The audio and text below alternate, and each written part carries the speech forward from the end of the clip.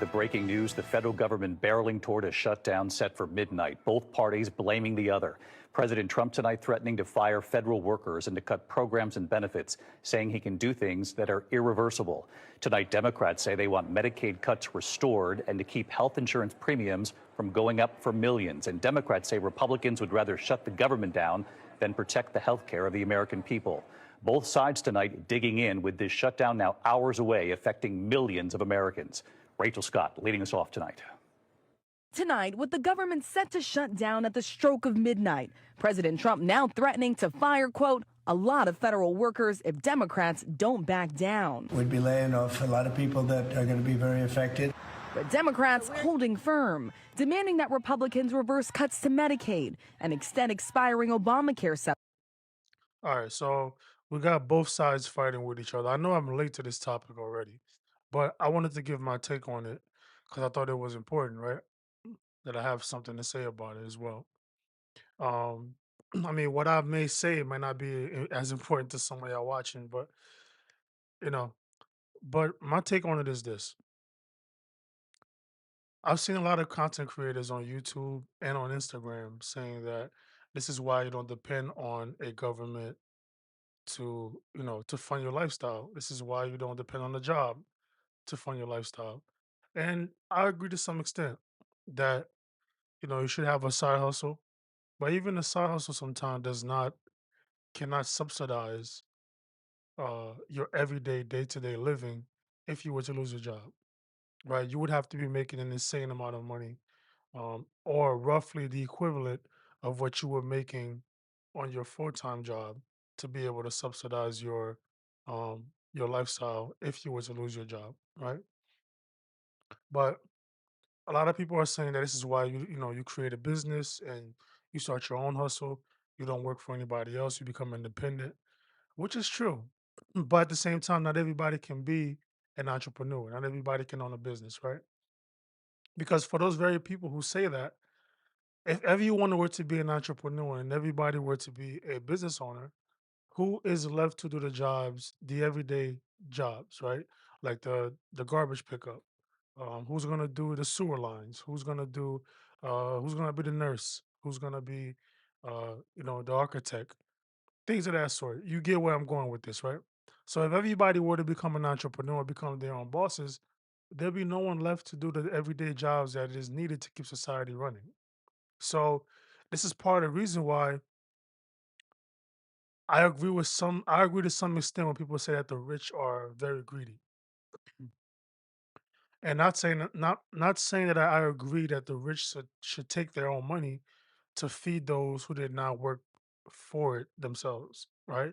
But what I am saying is that the wealthy should be very grateful that they have people willing to work for them, right? Because if everybody today would decide to quit their everyday to day job, right? Uh, Garbage pickup, architects, sewer lines, uh, those who are nurses and doctors, right? Because they feel like they're not getting paid enough, but the cost of living keeps going up. Now, who are the rich even rich anymore without those employees? You kind of get what I'm going with that. Are the wealthy now? Those who are wealthy and those who own businesses, can they now call themselves entrepreneurs or business owners if they have no employees?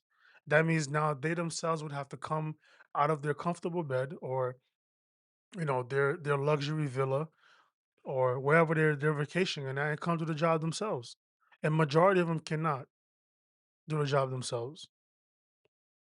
A lot of them don't understand the day-to-day work of their own employees, right? So you need those people who are not necessarily into the entrepreneurship or who are not necessarily into the aspect of business, but they just want to live a normal day-to-day life and they want to make enough money to feed themselves and their families. And now, yes, there are people who who are unable to live their lives in accordance to their income, right? There are those who spend more than they have. There are those who buy things they don't necessarily need at the moment or can't afford. That I understand. But what I'm saying in totality, is that the wealthy and the rich should be very grateful, and we should be willing. They should be willing to pay their employees a reasonable wage, right? Especially those who work hard, they come to work, they don't complain, and they do what they need to do, right? Those who are not looking for handouts. Again, those who are just looking to live a day-to-day life, an average life, they want to be able to feed their families and maybe go on vacation twice a year or whatever the case may be, right? I forgot her name. I want to tag her in a video, and she said something similar to what I was saying. Because if all of us decided to quit one day and said we're not doing nothing for the next 12 years, everything gets shut down. There's no businesses, and those who live the luxury lifestyle, they themselves now have a dilemma in their hands. Because who's gonna run their businesses? Who's gonna do their accounting? Who's gonna, you know, who's gonna be making the burgers? Who's gonna be picking up the trash? They would not be able to function their day-to-day lives without employees. So yeah, not everybody can be employees. Not everybody can be entrepreneurs or business owners. You need those individuals who are willing to just live a day-to-day 9 to 5 life and just go on about their day.